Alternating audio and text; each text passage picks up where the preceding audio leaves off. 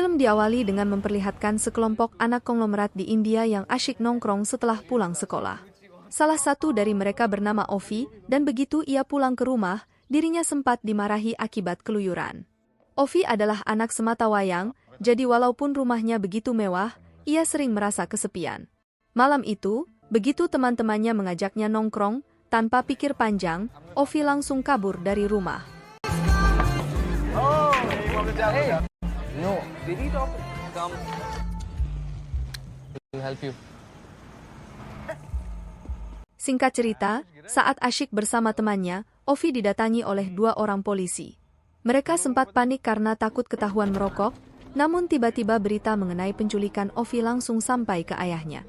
Ternyata, Ovi adalah anak dari salah satu bandar narkoba paling ditakuti di India, bernama Mahajan. Siang itu, Saju, tangan kanan Mahajan yang selama ini bertugas merawat Ovi, menghadap kepadanya di sebuah penjara. Belum lama ini, Mahajan tersandung sebuah kasus yang mengharuskannya masuk penjara. Tapi, walaupun fisiknya di penjara, Mahajan tetap bisa memberikan perintah. I'm all he's got. Mahajan की औकात से भी बाहर है. कुछ भी करो. Ia meminta Saju untuk menyewa tentara bayaran demi menyelamatkan Ovi. Mahajan sebenarnya memiliki kekayaan yang luar biasa, namun sebagian besar asetnya telah disita oleh negara. Jadi, untuk sementara waktu, Saju harus menutupi seluruh biaya yang ada. Film kemudian memperlihatkan kita calon tentara bayaran yang akan disewa oleh Saju, seorang pria bernama Tyler. Tak hanya badannya yang kekar, ia bahkan memiliki nyali yang luar biasa. Begitu sampai rumah, di depan rumah Tyler sudah terparkir sebuah helikopter milik temannya yang bernama Nick. Ia datang bertamu untuk menjelaskan operasi penyelamatan Ovi. Berdasarkan hasil investigasi, Ovi diculik oleh saingan bisnis ayahnya yang bernama Asif, seorang bandar narkoba yang menguasai kota bernama Dakhan di India. Berdasarkan pengamatan Nick, misi ini termasuk sangat berbahaya karena Asif menguasai hampir seluruh akses di kota tersebut. I need the money. Hoping if you spin the chamber enough times. What's his name? Keesokan paginya, Tyler dan timnya sudah berada di India untuk briefing mengenai operasi penyelamatan target mereka. Rencananya, begitu Ovi berhasil mereka rebut dari tangan para penculik, mereka akan langsung kabur menggunakan kapal menuju landasan helikopter. Oh iya, sebenarnya Asif meminta uang tebusan jika Ovi ingin dibebaskan, tapi sejak awal Mahajan tak ingin putranya ditebus karena itu sama saja menjatuhkan marwahnya di hadapan saingan bisnisnya. Maka dari itu, ia meminta Saju untuk menyewa tentara bayaran untuk menyelamatkan Ovi dan membantai seluruh penculiknya. Singkat cerita, siang itu Tyler berpura-pura sebagai negosiator yang diutus untuk menemui para penculik. Walaupun dikelilingi puluhan pasukan bersenjata, Tyler tak ragu sedikit pun. Bahkan ketika kepalanya akan diledakkan oleh para penculik, ia tak berkedip. Melihat tekadnya yang bulat membuat penculik menuruti keinginannya yang sejak awal minta ditunjukkan bukti kalau Ovi masih hidup. Tyler ditugaskan ke sana untuk misi penyelamatan dan bukan negosiasi, makanya begitu ia akan dibawa keluar dari gedung, salah satu anggota timnya yang seorang sniper langsung menembak kepala musuh dan seketika Tyler berhasil melepaskan dirinya. Para penculik yang sedang asyik menjaga Ovi di lantai atas tak menyangka kalau mereka akan dibantai. Suara tembakan bergemuruh dan beberapa pasukan yang berjaga di luar gedung sempat ingin masuk ke dalam, tapi mereka akhirnya juga mati satu persatu di tangan teman Tyler. Begitu seluruh musuh telah habis mereka bantai, Ovi langsung dibawa kabur dari lokasi menggunakan mobil yang sudah dipersiapkan. Di saat yang sama,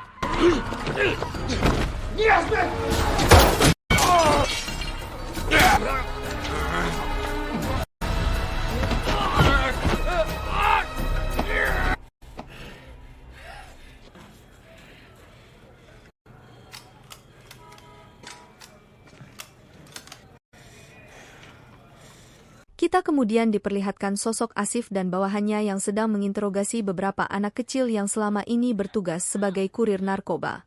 Salah satu dari mereka diam-diam mencuri barang yang harusnya mereka antarkan. Alhasil, tanpa ragu Asif memerintahkan bawahannya untuk membunuh anak-anak itu sampai mereka memberitahukan siapa pelakunya. Asif memuji keberanian Farhad, tapi ia belum puas menyiksa bawahannya. Makanya ia meminta Farhad memotong kedua jarinya sebagai hukuman karena terlambat mengatakan siapa pelakunya. Untung saja aksi potong jari itu tak diteruskan karena Asif tiba-tiba mendapat kabar dari seorang kolonel bahwa Ovi berhasil dibawa kabur. Ia kemudian meminta sang kolonel untuk menutup seluruh akses keluar masuk kota demi menangkapnya kembali. Di lain sisi, saat ini Tyler sedang bersiap-siap menuju kapal. Sebagai bukti bahwa Ovi telah berhasil diselamatkan, Tyler mengirimkan bukti video ke anggota timnya yang berada di markas.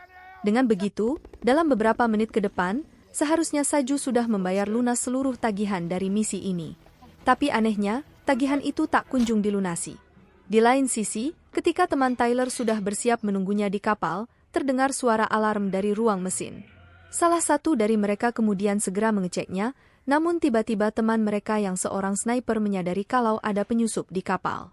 Ia segera mengabari Tyler dan Nick bahwa ada sesuatu yang tak beres. Namun tiba-tiba posisinya berhasil diketahui oleh musuh. Masalah kembali muncul ketika 2 speedboat kepolisian berhasil menemukan kapal mereka, yang artinya kini rencana pelarian Tyler gagal total. Nick segera memperingatkan Tyler kalau ada satu musuh yang sedang mendekati posisinya. Aneh ya, musuhnya ini seakan sudah tahu seluruh operasi mereka dan akhirnya mereka berdua bertemu di tengah hutan. Ternyata, orang yang telah membunuh seluruh anggota tim Tyler adalah Saju. Ovi sempat ingin kabur dari sisi Tyler karena Saju adalah orang kepercayaan ayahnya, tapi Tyler mengingatkan kalau situasi ini begitu rumit. Mereka tak tahu lagi mana kawan dan lawan, makanya tak ada pilihan lain selain kabur. Sayangnya, posisi Tyler sudah diketahui oleh para polisi. Nick mencoba mengarahkan rute pelarian mereka berdasarkan satelit, tapi setiap akan melakukan manuver, mobil mereka selalu saja dihadang oleh puluhan polisi. Tak hanya itu, Saju juga masih mengikuti mereka dari belakang hingga akhirnya ketika mereka sampai di lokasi pemukiman warga yang dipenuhi dengan pedagang asongan, Tyler tak memiliki pilihan lain selain memberikan perlawanan.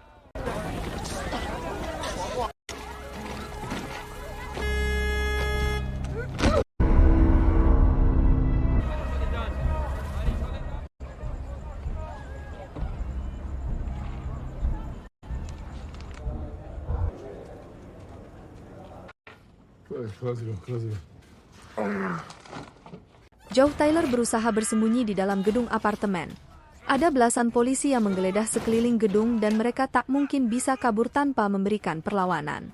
Awalnya, Tyler mencoba membunuh mereka menggunakan kerambit, tapi banyaknya musuh yang muncul membuatnya harus melepaskan tembakan. Di saat Tyler sibuk bertarung, Ovi hampir saja dibawa lari oleh para polisi. Mereka kemudian berusaha kabur dengan naik ke atas atap, tapi polisi telah mengerahkan helikopter untuk menyisir lokasi. Tak ada pilihan lain selain lompat ke gedung sebelah dan bersembunyi di antara rumah warga. Tapi begitu keluar dari sana, Saju kembali muncul. Mereka berdua bertarung hebat hingga akhirnya terjatuh dari ketinggian. Saat proses jatuh tadi, masing-masing dari mereka kehilangan senjatanya dan kini keduanya berusaha saling bunuh menggunakan pisau. Tentu saja Tyler jauh lebih unggul, tapi di tengah pertarungan tiba-tiba ia terkena serangan tak terduga. Begitu ada kesempatan, Saju langsung mengambil Ovi dari tangan para polisi. Tanpa ragu, ia membunuh mereka semua. Di saat akan kabur dari sana, Tyler kembali muncul untuk memberikan serangan balasan. Kejar-kejaran terjadi, tapi bisa kita lihat ada banyak mobil polisi yang mengepung mereka. Belum lagi pantauan helikopter di udara membuat posisi mereka selalu diketahui oleh musuh. Maka, Tyler mencoba memalsukan kematiannya dengan cara menabrakkan mobil mereka hingga hancur. Namun sebelum tabrakan itu terjadi, mereka sudah berhasil lompat keluar dari mobil. Tyler terluka parah akibat banyaknya musuh yang harus ia hadapi tadi. Di saat yang sama, Saju juga mengalami kondisi yang sama. Para polisi sendiri akhirnya menyadari kalau Tyler berhasil kabur berdasarkan bercak darah yang ditemukan di bawah flyover dan kini wajahnya telah berhasil mereka identifikasi. Untung saja, tak jauh dari lokasi tadi terdapat sebuah pabrik. Karena hari sudah mulai malam, para pegawai di pabrik itu telah pulang dan mereka bisa beristirahat sejenak di sana sambil mengobati luka-luka yang ada. Tak lama kemudian, Nick memberitahu Tyler kalau Saju ternyata telah mengkhianati kontrak mereka sejak awal. Ia tak ingin membayar penuh upah yang sudah disepakati, makanya ia mencoba merebut Ovi di tengah operasi. Maka dari itu, mulai sekarang Tyler tak perlu lagi mengkhawatirkan keselamatan putra Mahajan dan bisa fokus untuk kabur menyelamatkan diri. Tapi Tyler yang tak tega malah ngotot ingin melanjutkan misinya. Di saat yang sama malam itu, Saju beristirahat di sebuah motel. Karena rencananya gagal total, ia segera mengabari istrinya untuk segera kabur jika dalam 12 jam ke depan dirinya tak berkabar. Sebelum telepon berakhir, Saju sempat berpamitan dengan putranya dan berharap misi ini bisa segera tuntas. I love you, bye. Beberapa jam kemudian, situasi mulai kondusif. Nick juga mengabari Tyler kalau helikopternya yang akan menjemputnya sudah siap. Maka, mereka harus segera ke lokasi evakuasi untuk kabur dari sana. Tyler mencoba mencuri sebuah mobil di parkiran, tapi baru saja akan menyalakan mesin, di depan mereka sudah muncul musuh baru. Ternyata musuh Tyler kali ini adalah para bocah bawahan Asif. Entah bagaimana mereka bisa menemukan posisinya saat ini, tapi sekarang Tyler harus melawan mereka semua. Jangan dianggap enteng karena masing-masing dari mereka memegang senjata. Awalnya, Tyler tak ingin memberikan serangan yang berlebihan, tapi para bocah ini tak kunjung menyerah hingga akhirnya ia terpaksa memberi mereka pelajaran yang sesungguhnya. Akibat suara tembakan tadi, kini polisi jadi mengepung lokasi mereka. Satu-satunya jalan kabur adalah melewati jalur selokan yang baunya minta ampun. Karena mereka terjebak di sana, Tyler meminta Nick untuk menghubungi kenalan lamanya bernama Gaspar. Mereka kemudian dibawa ke rumah aman milik Gaspar. Di sana, Gaspar bercerita kalau misi penyelamatan sempat diajukan kepadanya. Tapi sejak awal ia sadar kalau misi ini adalah misi bunuh diri karena kota Dhaka dikelilingi oleh sungai yang dihubungkan oleh banyak jembatan sehingga polisi bisa dengan mudah menutup seluruh akses keluar masuk wilayah tersebut. Di waktu yang sama, Farhad menghampiri Amir di sebuah klub malam. Ia ke sana untuk melaporkan posisi Tyler terakhir kali mereka bertarung. Walaupun masih sangat belia, Farhad sangat ingin menjadi tangan kanan Amir. Makanya ia memotong salah satu jarinya demi membuktikan kalau dia benar-benar serius akan cita-citanya. Di akhir percakapan, Farhad bahkan memohon agar diizinkan menjadi eksekutor Tyler jika mereka berhasil menangkapnya. Berbeda dengan Farhad yang ingin menjadi seorang gangster, Ovi malah ingin menjadi pria tangguh seperti orang yang telah menyelamatkannya. Malam itu, ia berkesempatan untuk ngobrol dengan Tyler dan disinilah kita diberitahu kalau Tyler ternyata pernah menikah dan memiliki seorang putra. Namun, putranya itu mati akibat sakit keras. Parahnya lagi, ketika putranya sekarat, Tyler malah sibuk berperang di Timur Tengah. Makanya sejak saat itu, ia memutuskan untuk menjadi tentara bayaran. Rasa penyesalan itulah yang menghantuinya setiap waktu. Jujur saja, ia menerima berbagai misi mustahil karena berharap suatu saat mati terkena peluru musuh. Ia lebih memilih mati demikian dibanding melanjutkan hidup penuh dengan penyesalan. Mendengar hal itu, Ovi jadi sadar kalau setiap orang memiliki ketakutannya masing-masing. Singkat cerita, keesokan malamnya, Gaspar kembali mampir ke rumah untuk menemani Tyler minum-minum. Di tengah percakapan, ia tiba-tiba, Yeah.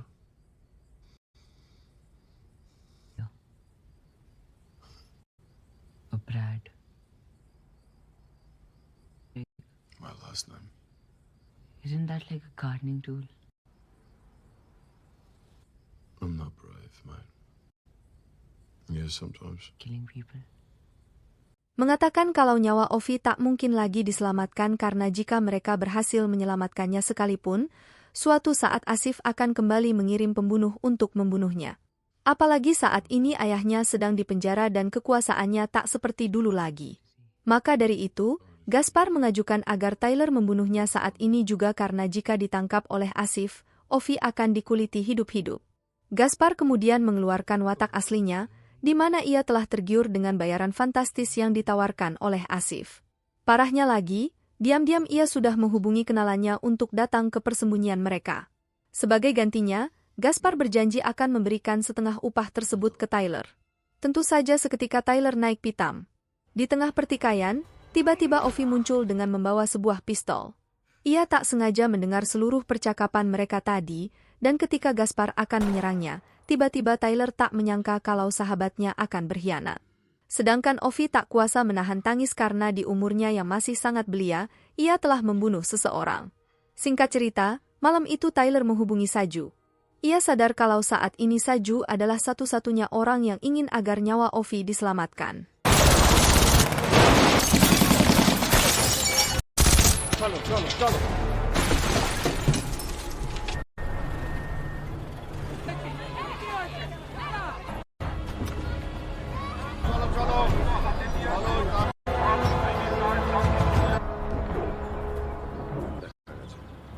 Keesokan paginya, ketika keduanya bertemu, Tyler langsung memberikan Saju satu tas penuh senjata sebagai bekal agar mereka bisa keluar dari kota Dhaka. Rencananya, Tyler akan mengalihkan seluruh perhatian polisi sedangkan Saju bertugas untuk membawa lari Ovi menyeberangi jembatan menuju lokasi evakuasi. Seluruh akses kota telah ditutup dan Tyler langsung menggunakan senjata pelontar granat untuk mengalihkan perhatian polisi. Begitu keributan terjadi, saat itulah Saju membawa kabur Ovi keluar dari persembunyiannya. Tentu saja polisi tak tinggal diam. Begitu ditembaki oleh Tyler, kini ia harus menghadapi puluhan polisi yang mulai mengerubunginya dari berbagai arah. Ternyata pelarian mereka tak semulus yang diperkirakan karena jembatan yang akan mereka lalui tak dapat dilewati kecuali dengan berjalan kaki. Masalahnya, di ujung jembatan terdapat pemeriksaan dan tak butuh waktu lama salah satu polisi mulai menyadari gerak-gerik mereka. Saat itu terjadi, tak ada pilihan lain selain memberikan perlawanan. Dari jauh, menggunakan teropong, Asif dan sang kolonel memantau keadaan yang terjadi di tengah kota. Begitu mereka berhasil mengidentifikasi lokasi Tyler dan Ovi, Asif langsung memerintahkan sang kolonel untuk memusatkan seluruh pasukannya di satu titik. Tyler sendiri saat ini sedang menghabisi belasan polisi yang berada di sepanjang jalur menuju jembatan, berharap bisa menyusul Saju yang sedang dikepung dari berbagai arah akibat arahan kolonel tadi. Sekarang terdapat helikopter polisi yang tak berhenti melepaskan tembakan. Di saat yang sama, Nick bersama anggotanya berhasil menyusul ke seberang jembatan. Ketika Nick melihat Saju dalam kesulitan, ia langsung memberikan bantuan dengan menembakkan sebuah RPG ke arah musuh. Jumlah pasukan polisi yang berjaga di jembatan juga masih tersisa cukup banyak. Saju seorang diri mencoba menghabisi mereka semua, sedangkan Ovi ia suruh bersembunyi di dalam sebuah bus. Pada akhirnya, Tyler maupun Saju mulai kelelahan karena banyaknya musuh yang muncul seakan tak ada habisnya. Ketika Saju sedang sibuk memperhatikan musuh yang berada di hadapannya, tiba-tiba sang sniper berhasil menembak kopilot helikopter yang akan melakukan evakuasi. Akibat kejadian ini, mereka semua dibuat kelabakan. Sasaran utama dari sang sniper adalah Tyler. Sejak tadi ia telah mengincarnya, dan begitu Tyler sedang sibuk bertarung, sang sniper kembali melepaskan tembakan. Tentu saja Nick tak membiarkan anggotanya dibunuh satu persatu. Maka dari bawah sebuah mobil, ia mulai mencari posisi sang sniper dan begitu berhasil ditemukan, Nick langsung melepaskan serangan balasan. Kondisi Tyler sudah cukup sekarat. Nick menghampirinya dan berusaha membantunya berdiri agar bisa kabur bersama-sama menuju ujung jembatan demi bisa dievakuasi menggunakan helikopter.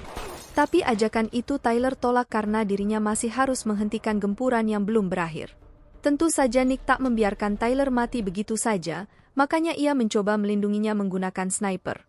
Namun, ketika mereka pikir seluruh musuh sudah mati, tiba-tiba Farhad si anak biadab kembali muncul dan berhasil melubangi leher Tyler. Luka yang cukup fatal dan nyawanya kemungkinan tak bisa lagi diselamatkan. Di saat-saat terakhirnya, Tyler teringat wajah putranya dan bisa dibilang inilah hari yang ia tunggu-tunggu karena sebentar lagi dirinya bisa kembali bertemu putranya di alam yang berbeda. Nick menarik Ovi untuk segera naik ke helikopter. Bukannya Nick tak bersedih, tapi ia sadar kalau pengorbanan Tyler tak boleh disia-siakan begitu saja. Akhirnya, mereka semua berhasil kabur dari kota Dhaka.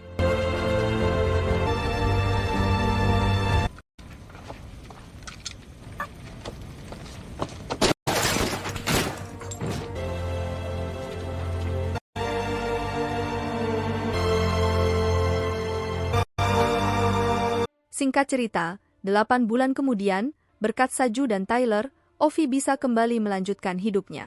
Tapi sejak kejadian itu, ia belajar banyak tentang yang namanya keberanian. Di lain sisi, Asif masih menikmati kerajaan bisnisnya yang kian berkembang. Namun, malam itu, saat ia sedang buang air kecil, tiba-tiba Nick muncul untuk balas dendam. Dan dengan begitu, film pun tamat. Terima kasih telah menonton.